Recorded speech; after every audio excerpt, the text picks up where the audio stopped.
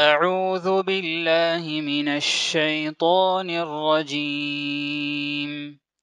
بسم الله الرحمن الرحيم. لا أقسم بهذا البلد وأنت حل بهذا البلد ووالد وما ولد لقد خلقنا الإنسان في كبد أيحسب أن لن يقدر عليه أحد يقول أهلكت مالا لبدا أيحسب أن لم يره أحد ألم نجعل له عينين ولسانا وشفتين وهديناه النجدين فلاقتحم العقبة وما أدراك ما العقبة فك رقبة أو إطعام في يوم ذي مسغبة يتيما ذا مقربة أو مسكينا ذا متربة ثم كان من الذين آمنوا وتواصوا بالصبر وتواصوا بالمرحمة أولئك أصحاب الميمنة والذين كفروا بآياتنا هم أصحاب المشأمة عليهم نار مؤصدة۔ سورۃ البلد۔ اللہ کے نام سے جو بے انتہا مہربان اور رحم فرمانے والا ہے۔ نہیں، میں قسم کھاتا ہوں اس شہر کی اور اس حال یہ کہ اے نبی اس شہر میں تم کو حلال کر لیا گیا، اور قسم کھاتا ہوں باپ کی اور اس اولاد کی جو اس سے پیدا ہوئی۔ در حقیقت ہم نے انسان کو مشقت میں پیدا کیا ہے۔ کیا اس نے سمجھ رکھا ہے کہ اس پر کوئی قابو نہ پا سکے گا؟ کہتا ہے کہ میں نے ڈھیروں مال اڑا دیا۔ کیا وہ سمجھتا ہے کہ کسی نے اس کو نہیں دیکھا؟ کیا ہم نے اسے 2 آنکھیں اور 1 زبان اور 2 ہونٹ نہیں دیے؟ اور نیکی اور بدی کے دونوں نمایاں راستے اسے نہیں دکھائے؟ مگر اس نے دشوار گزار گھاٹی سے گزرنے کی ہمت نہ کی۔ اور تم کیا جانو کہ کیا ہے وہ دشوار گزار گھاٹی؟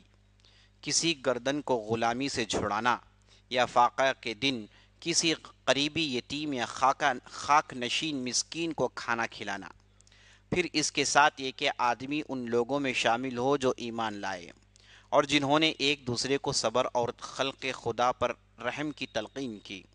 یہ لوگ ہیں دائیں بازو والے، اور جنہوں نے ہماری آیات کو ماننے سے انکار کیا وہ بائیں بازو والے ہیں، ان پر آگ چھائی ہوئی ہوگی۔ بسم اللہ الرحمن الرحیم۔ والشمس وضحاها والقمر إذا تلاها والنهار إذا جلاها والليل إذا يغشاها والسماء وما بناها والأرض وما طحاها ونفس وما سواها فألهمها فجورها وتقواها قد أفلح من زكاها وقد خاب من دساها كذبت ثمود بطغواها إذ انبعث أشقاها فقال لهم رسول الله ناقة الله وسقياها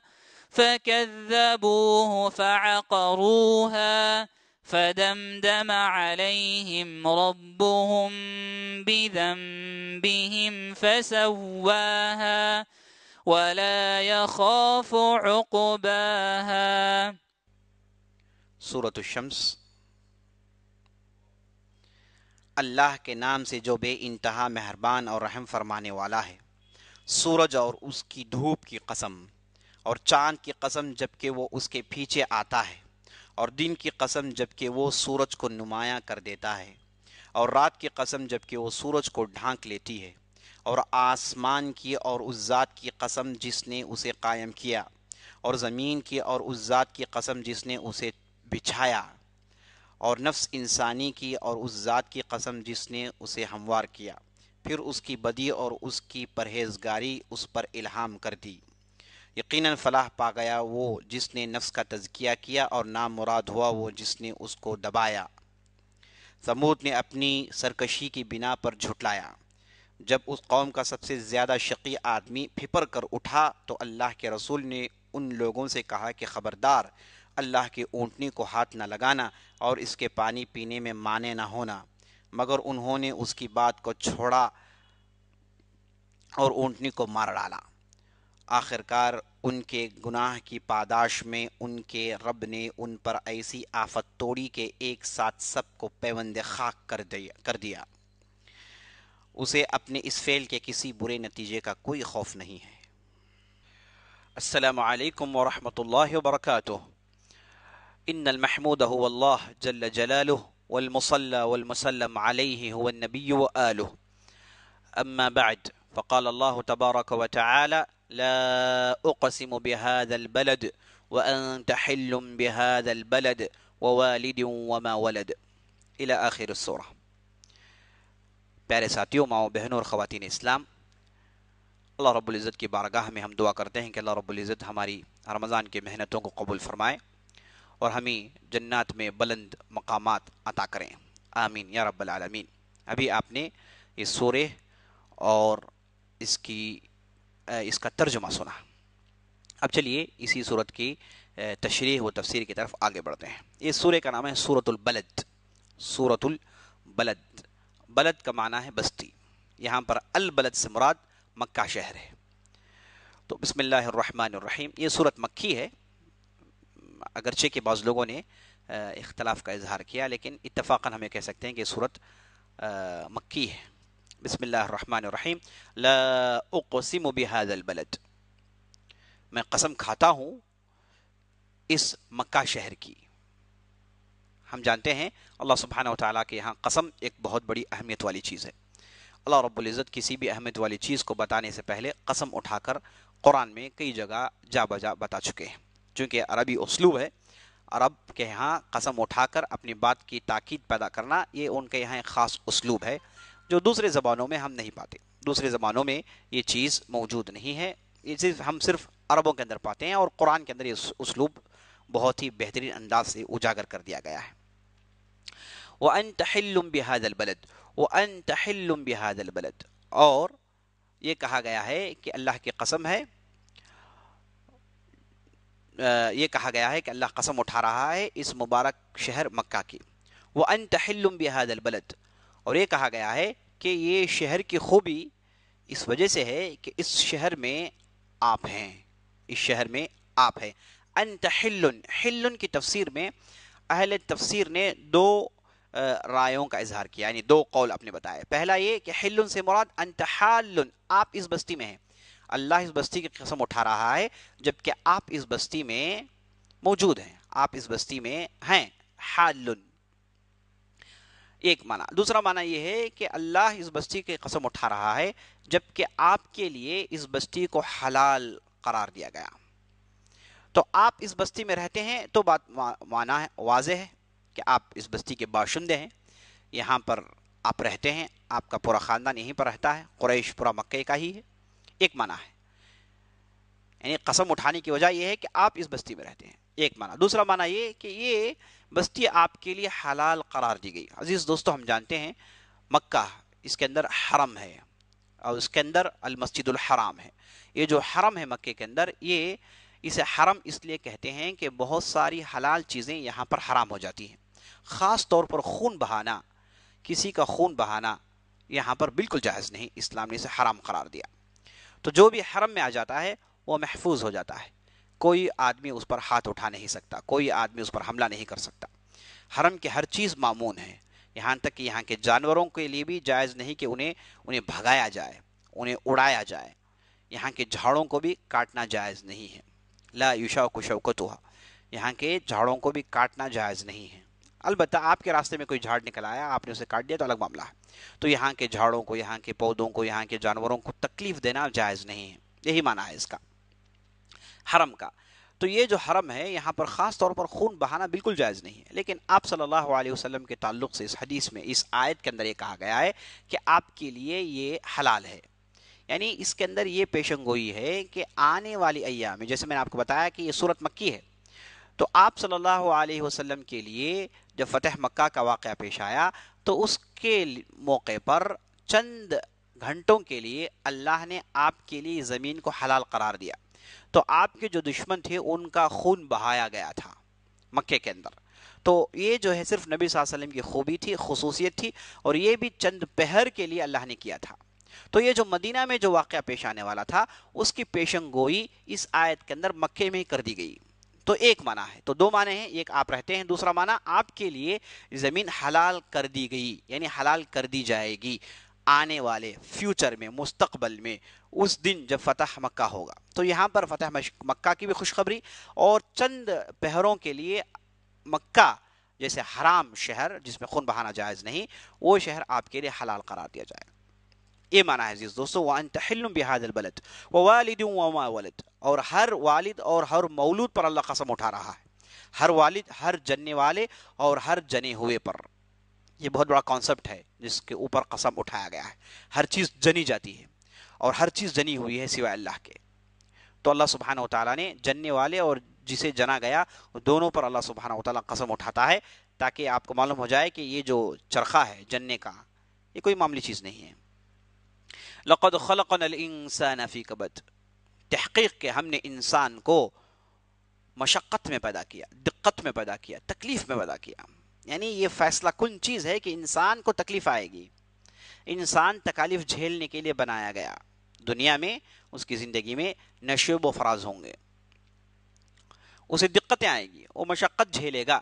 زندگی کوئی پھول بچھایا ہوا راستہ نہیں ہے کہ آپ اس میں چل کر گزر جائیں، زندگی کانٹوں سے بھرا ہوا راستہ ہے جہاں آپ کو پھونک پھونک کر پیر اٹھانے ہیں، اپنے پیر کی بھی حفاظت کرنی ہے اور ساتھ بھی راستہ بھی کاٹنا ہے۔ تو یہ ہے زندگی کا نام عزیز دوستو۔ جو لوگ زندگی میں صرف خوشی چاہتے ہیں، آسائش چاہتے ہیں اور زندگی کی تکلیف کو دیکھ کر پریشان ہو جاتے ہیں، واویلے اٹھاتے ہیں، وہ لوگ ہیں جنہوں نے زندگی کی حقیقت کو نہیں جانا۔ زندگی کی حقیقت اس آیت کے اندر بتائی گئی، لقد خلقنا الانسان فی کبد، انسان کو ہم نے مشقت اور تکلیف میں بنایا ہے، انسان کو ہم نے مشقت اور تکلیف میں بنایا ہے۔ تو یہ ہو کر ہی رہے گا، تکلیف آ کر ہی رہے گی۔ ایحسب ان لن یقدر علیہ احد، کیا یہ انسان یہ سمجھتا ہے کہ کوئی اسے پکڑ نہیں سکتا، کوئی اسے قابو میں لے نہیں سکتا؟ یعنی یہ مشرکین مکہ کی طرف اشارہ ہے کہ جو یہ سمجھتے ہیں کہ یہ بالکل شتر بے مہار ہیں، کوئی انہیں پکڑ نہیں سکتا۔ اور ان میں سے بعض یہ کہتے ہیں یقول اہلکت مالا لبدا، بعض اترا کر گھمنڈ میں یہ کہتا ہے کہ میں نے برائی میں بہت سارا پیسہ خرچ کیا ہے، میں بہت بڑا دیالو ہوں، دل کھول کر خرچ کرتا ہوں شراب پینے میں، برائی کرنے میں۔ جیسے آج ہمارے معاشرے میں دیکھتے ہیں ایسے بھی لوگ موجود ہیں جنہیں آپ کہیں گے کہ اللہ کے لیے آپ 1 روپیہ دیں، نہیں دیں گے، انہیں کہیں کہ اللہ کے لیے آپ کچھ کسی کی مدد کر دیں، نہیں کریں گے، لیکن یہی اپنے دوستوں کو لے کر جا کر شراب خوب پلائیں گے، سب پر خرچ کریں گے، برائی میں خرچ کرنے کے لیے آگے ہوں گے، لیکن خیرات میں خرچ کرنا ان کے لیے ممکن نہیں، اللہ نے ان کے لیے دروازے بند کر دیے۔ کتنے بیوقوف لوگ ہیں یہ جو صاحب ہیں ان کے ساتھ جنہیں شراب پلا رہے ہیں، اگر یہی صاحب بیماری کے لیے ان کے پاس کھڑے ہو جائیں، نہیں دیں گے پیسے، 1 روپیہ بھی نہیں دیں گے، پڑھائی کے لیے کھڑے ہو جائیں 1 روپیہ بھی نہیں دیں گے۔ ایسے کتنے لوگ ہیں ہمارے پاس، اللہ حفاظت کریں، ایسے لوگوں کے لیے اس میں نشاندہی ہے، ڈر جائیں، بچ جائیں۔ ایحسب ان لن یقدر علیہ احد یقول اہلکت مالا لبدا، یہ جو اترا رہے ہیں یہ کہتے ہیں کہ ہم تو پیسہ خوب خرچ کرتے ہیں، یعنی برائی میں۔ ایحسب ان لم یرہ احد، کیا یہ سمجھتے ہیں کہ کوئی انہیں دیکھ نہیں رہا ہے، کسی کی نگرانی نہیں ہو رہی ان پر؟ الم نجعل لہ عینین، اللہ سبحانہ وتعالیٰ ایسے لوگوں کو دیکھ کر کہتا ہے جو اللہ کی نعمتوں کو نہیں مانتے، اللہ ان کے سامنے اللہ کی نعمتیں گنواتا ہے۔ الم نجعل لہ عینین، کیا ہم نے اسے 2 آنکھیں نہیں دی، ولسانا وشفتین، 1 زبان اور 2 ہونٹیں نہیں دی، وہدیناہ النجدین، نجد کہتے ہیں راستے کو، النجد کہتے ہیں راستے کو، اسی لیے آج کا جو نجد ہے اسے نجد اس لیے کہتے ہیں کہ عراق والے مکہ پہنچنے کے لیے ان کے لیے راستہ یہی ہے، وَهَدَيْنَاهُ النَّجْدَيْنِ، ہم نے انہیں دو راستے بتائے، ایک خیر کا راستہ ایک برا راستہ، ایک خیر کا راستہ ایک برا راستہ، ہم نے دونوں راستے سے بتائے۔ خیر کا راستہ چل کے یہ خیر کے ذریعے سے جنت کو پہنچ جائے، یہ بھی راستہ بتا دیا گیا، اور یہ راستہ بھی بتا دیا گیا جس میں شر میں چل کے سیدھے جہنم میں جائیں۔ دونوں راستے بتا دیے گئے ہیں، اب فیصلہ کرنا تمہارے ہاتھ ہے۔ فَلَقْتَحَمَ الْعَقَبَةَ وَمَا أَدْرَاكَ مَا الْعَقَبَةُ۔ اس کے بعد اللہ سبحانہ وتعالیٰ کہتا ہے کہ یہ لوگ کھٹن گھاٹی میں داخل نہیں ہوئے، یعنی یہ جو برائی میں آگے بڑھ رہے ہیں انہیں دیکھ کر اللہ کہہ رہا ہے کہ یہ کھٹن گھاٹی میں داخل نہیں ہوئے۔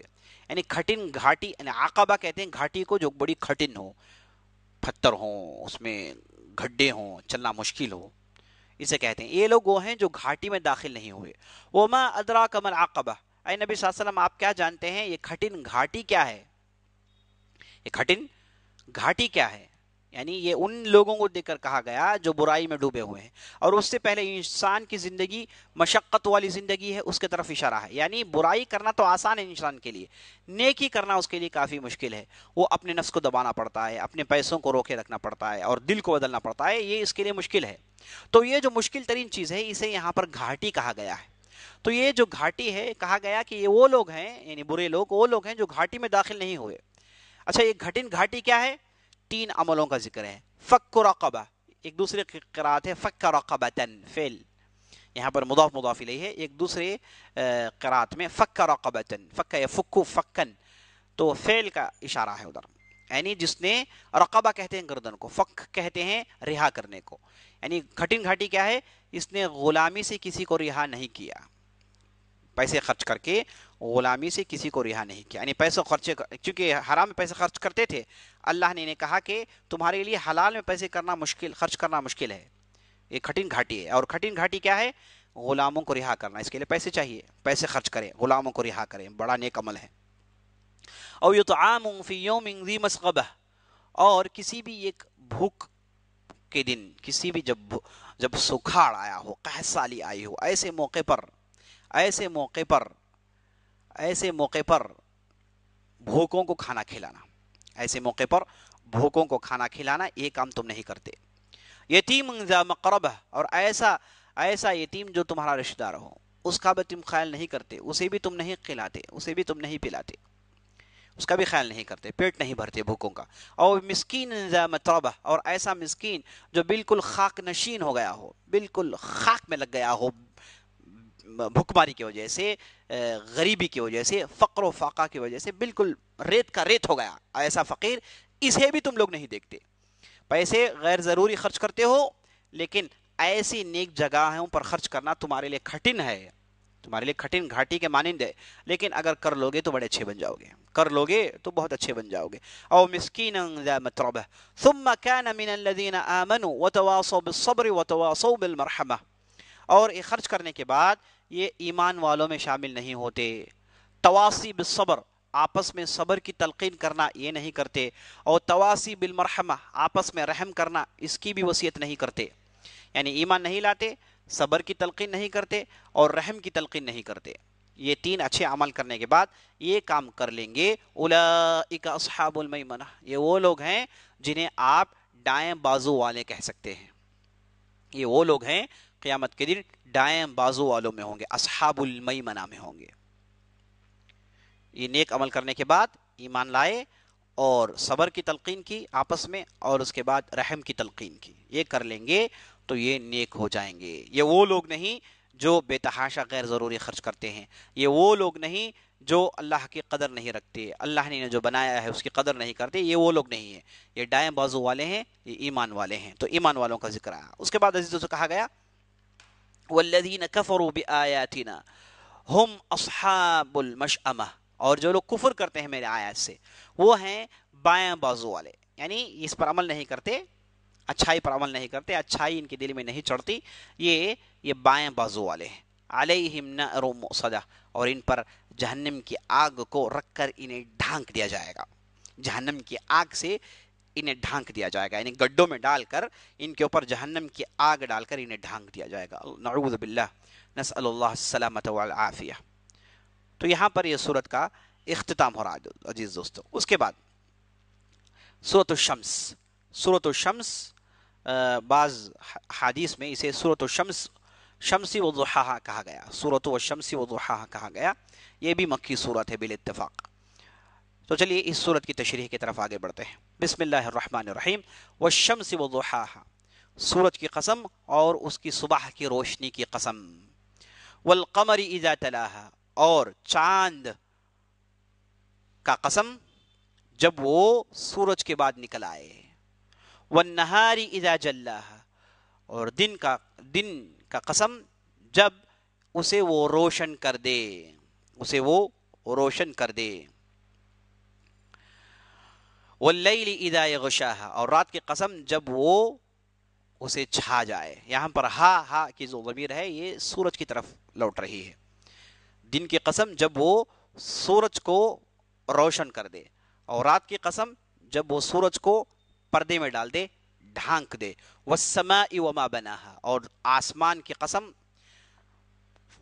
और उससे जिस तरीके से बनाया गया है उस पर कसम, यानी आसमान और आसमान की बनावट पर कसम।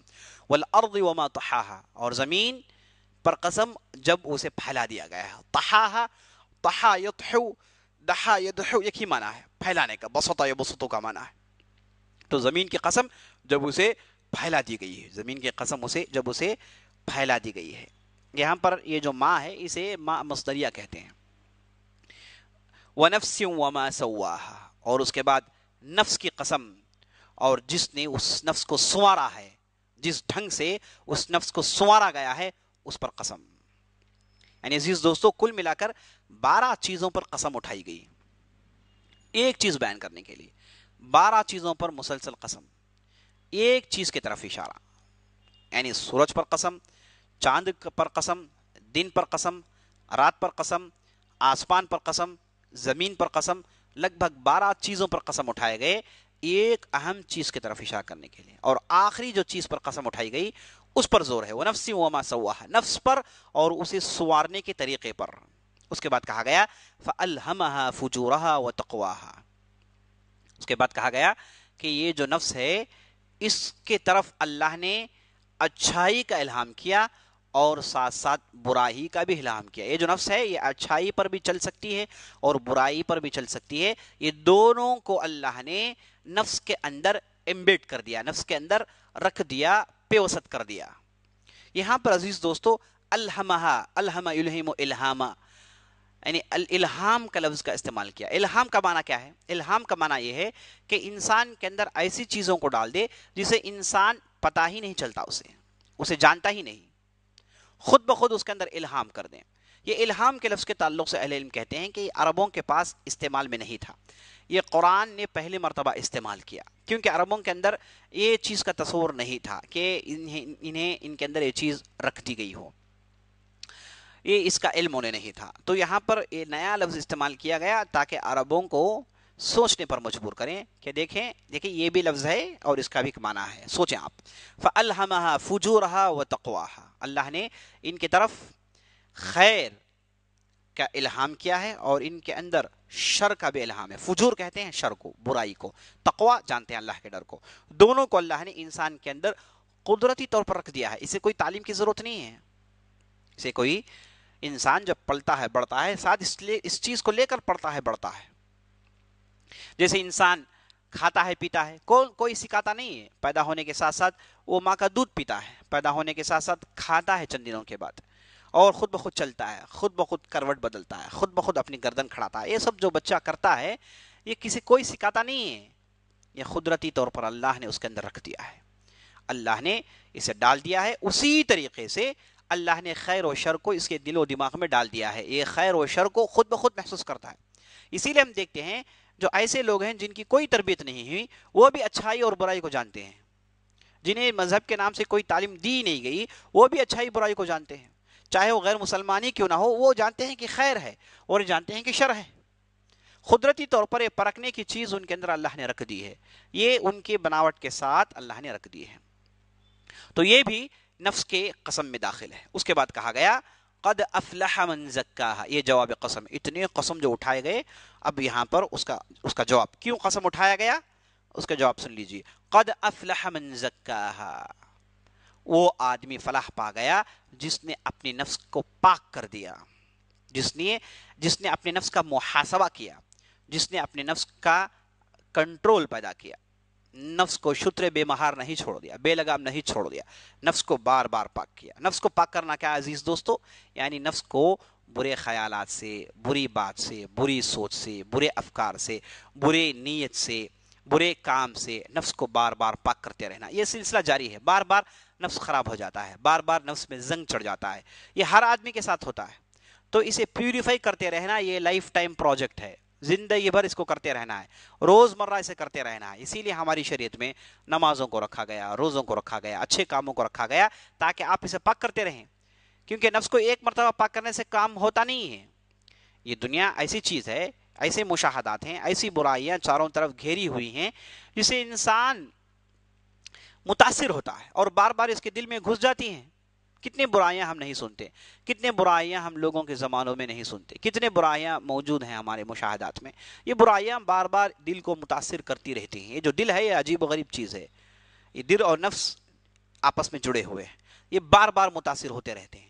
جیسے ہم نے پہلے بتایا کہ جب آدمی برائی کرتا ہے تو اس کے دل میں ٹھپا ڈالا جاتا ہے، کالے ٹھپے، کالے ٹھپے اتنے پڑتے ہیں کہ یہاں تک کہ اس کا دل ایک دن بالکل کالا ہو جاتا ہے۔ جب دل کالا ہو گیا تو اس کے بعد عزیز دوستو کچھ فائدہ اسے ہونے والا نہیں ہے، کسی بھی خیر کی بات وہ نہیں سنتا ہے۔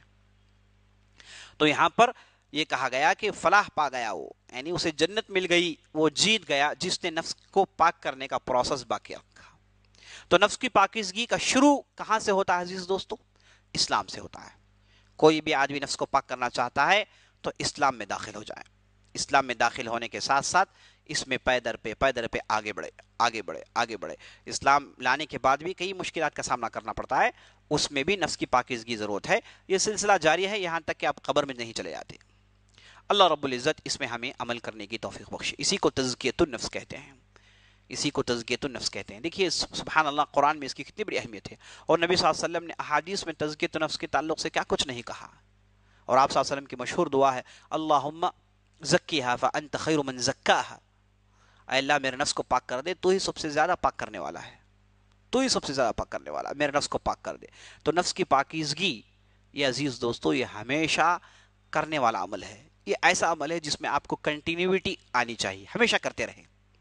اب اس کی پاکیزگی میں آپ کی آنکھوں کی حفاظت ہے، اس کی پاکیزگی میں آپ کے ہاتھوں پر کنٹرول ہے، اس کی پاکیزگی میں آپ کے پیروں پر کنٹرول ہے، پیٹ پر کنٹرول ہے، یہ سب کچھ اصل میں اس کی نفس کی پاکیزگی۔ اور انسان اصل میں نفس ہے، اگر نفسہ ہو تو وہ مٹی کا ڈھانچہ ہے، خاک ہے، لوگ اسے دفن کر دیتے ہیں۔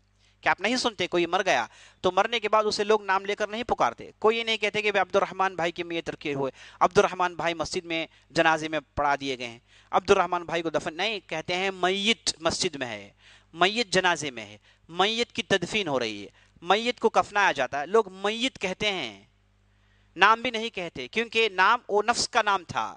جب آدمی مر گیا تو ختم، معاملہ ختم، اب اس کا جو ہے یہ مٹی کا ڈھانچہ ہے، خاک کا پتلا ہے بس۔ تو نفس یہ اہم چیز ہے۔ وَقَدْ خَابَ مَنْ دَسَّاهَا، دسا یدسی، دسا یدسو کے معنی میں یعنی دفن کرنا، چھپانا۔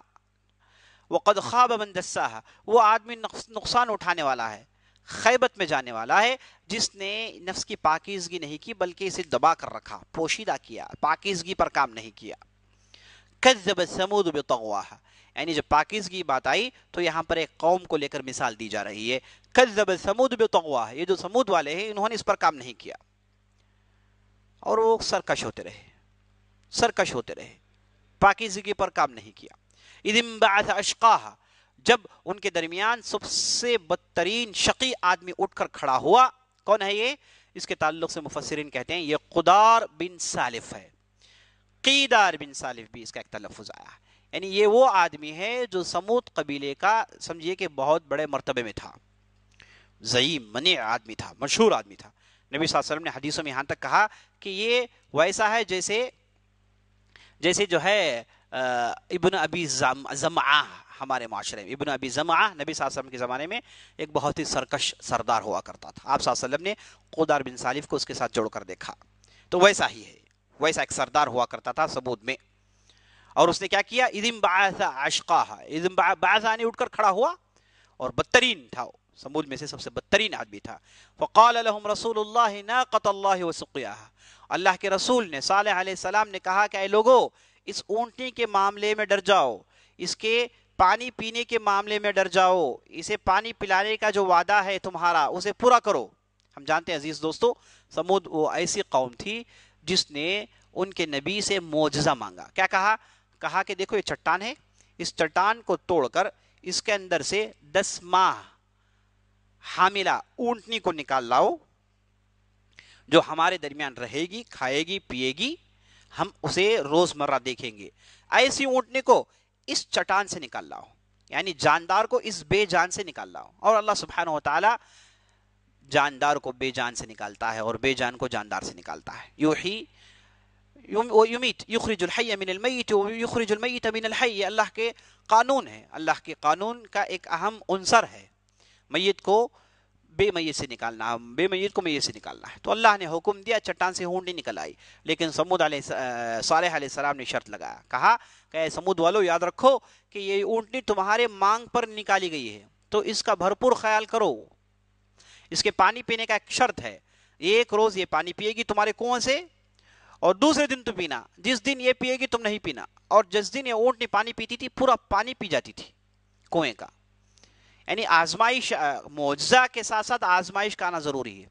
मोजज़ा है, मोजज़ा मांगने वाले असल में रिस्क में पड़ जाते हैं, रिस्क मुखातरा है ना, मोजज़ा मांगकर वो अब फंस जाते हैं, क्योंकि मोजज़े के बाद उसके लवाजिमात हैं, उस पर अमल करना है। मुआवजा तो मांगे, निकाल दिया गया मुआवजा, अब उस पर अमल करना चाहिए। क्या है कि इसकी भरपूर देखभाली हो, इसके पानी पीने का दिन खास है, उस दिन तुम पानी नहीं पियोगे।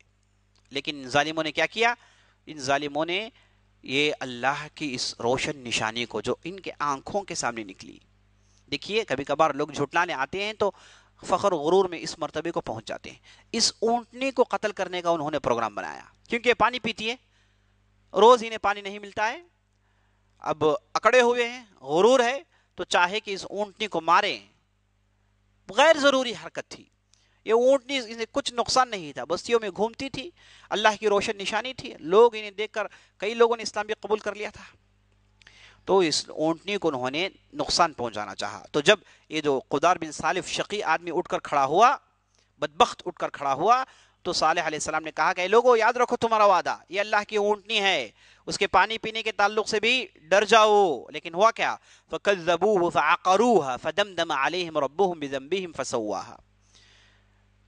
सालेह अलैहिस्सलाम की बात को नहीं माने, झुटलाया और उठकर आगे बढ़े। उठकर आगे बढ़ के इस ऊंटनी को ज़बाह करते हैं। इस ऊंटनी को कैसे ज़बाह करते हैं? पहले इसके पैरों को काटते हैं और उसके बाद इसके गर्दन को काटते हैं, यानी अजियत के साथ इस ऊंटनी को ज़बाह कर देते हैं अल्लाह की रोशन निशानी को। देखिए कैसे जालिम लोग थे। अब हुआ ये फदमदम अलैहिम, यानी फौरन, फाल ताक़ीब, फौरन जब इन्होंने अक़र किया, अक़र कहते हैं ज़बाह करने को, जैसे जब इन्होंने ज़बाह किया तो हुआ क्या? फदमदम अलैहिम रब्बुहुम, फौरन अल्लाह की अजाब इन पर दे मारी गई, अल्लाह की अजाब इन पर टूट पड़ी। दमदम अलैहिम रब्बुहुम, अल्लाह ने इन पर अपनी अजाब दे मारा उनकी गलती की वजह से। गलती क्या थी? जुटलाना, साथ साथ ऊंट को कत्ल करना। फसव्वाहा, यानी ऐसा अजाब आया जो इन्हें पैवंदे खाक कर दिया, बिल्कुल पैवंदे खाक, बर्बाद कर दिए गए। और सालेह अलैहिस्सलाम की कौम कैसे बर्बाद हुई?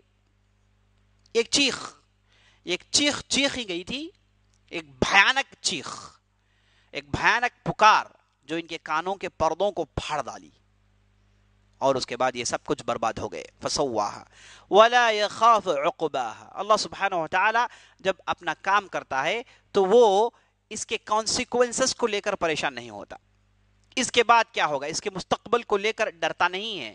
ये अल्लाह सुब्हानहू व तआला, यानी अल्लाह की खास खूबी है। अल्लाह के अलावा जो भी कुछ भी करें वो सोचें कि इसके बाद क्या होने वाला है, ये हरकत के बाद इसका क्या नतीजा निकलने वाला है, नतीजों को लेकर परेशान होते हैं। लेकिन अल्लाह सुब्हानहू व तआला नतीजों को लेकर परेशान नहीं होता है। वही माना है वला यखाफ उक़बाहा, अजाब देता है तो वो नतीजों के ताल्लुक से नहीं सोचता। तो अजीज दोस्तों, यहां पर इस कौम को बर्बाद कर दिया गया इनकी नाफरमानी की वजह से। तो अजीज दोस्तों, कसम 12 कसम उठाए गए, उसके बाद नफ्स का जिक्र आया, उसके बाद कौम सबूत का जिक्र आया और उनकी बर्बादी का जिक्र आया। यानी माना ये कि ये जो नफ्स है ये गैर मामूली अहमियत की हामिल है। جو لوگ نفس کو شتر بے مہار چھوڑ دیتے ہیں ان کی غلطی بھی وہی غلطی ہے جیسے سمود والوں نے اپنے شتر کو چھوڑ دیا. شتر کہتے ہیں اونٹ کو. سمود والوں نے اپنے اونٹ کے ساتھ سلوک کیا, اونٹ کو اذیت دی, تکلیف دی اور قتل کیا. تو جو لوگ نفس کو برباد کرتے ہیں وہ اصل میں جیسے سمود والوں نے اونٹ کو برباد کیا ویسے وہ اپنے نفس کو برباد کر رہے ہیں. اب جب لوگ نفس کو برباد کریں گے تو ہوگا کیا؟ اللہ کا عذاب آئے گا, اللہ کا عذاب آئے گا. کبھی کبھار انفرادی طور پر بھی اللہ کا عذاب آ سکتا ہے, اجتماعی طور پر بھی اللہ کا عذاب آ سکتا ہے. بہرحال عذاب سے کافی نقصان ہوگا.